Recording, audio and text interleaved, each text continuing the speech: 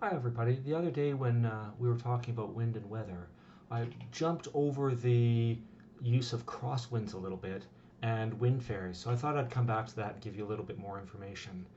When you're paddling across the wind, so the wind is coming either from the right or left of your canoe, it'll tend to blow you downwind. And the direction that you wind up going in the end is really a combination of your forward motion and the wind that blows you sideways, kind of in the figure that I'm showing you here.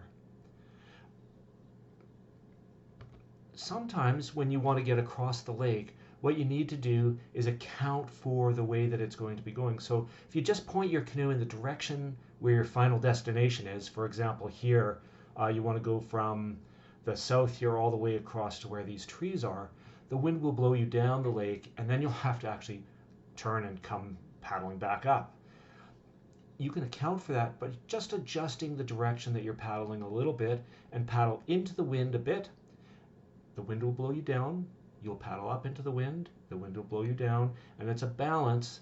So even though your canoe is a little off from the direction you want to go, pointed upwind, the motion of your canoe as a whole will actually be directly to the point that you want to go.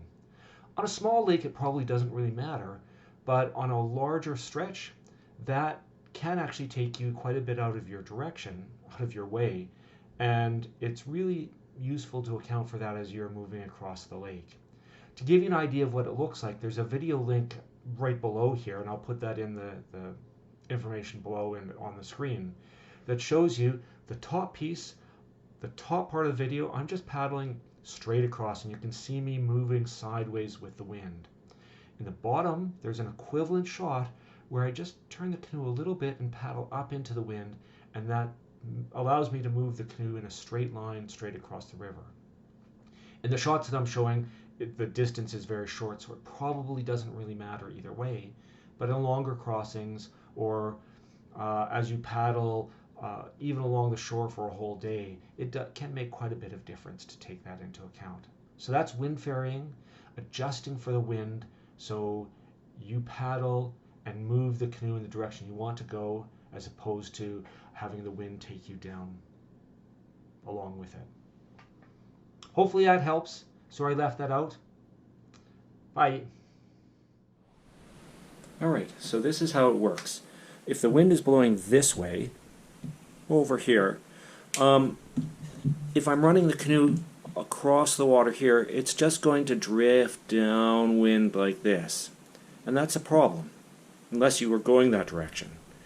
But if you wanted to go straight across, you start paddling the canoe and you start angling it into the wind, and if there was no wind, you would be going this way.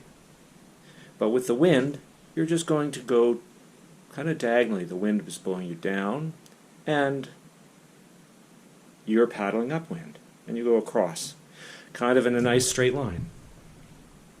And that's essentially what wind ferrying is. You need to keep track of where you're going and how you want to get there, not the angle that the canoe is pointing, but the angle that the canoe is actually moving.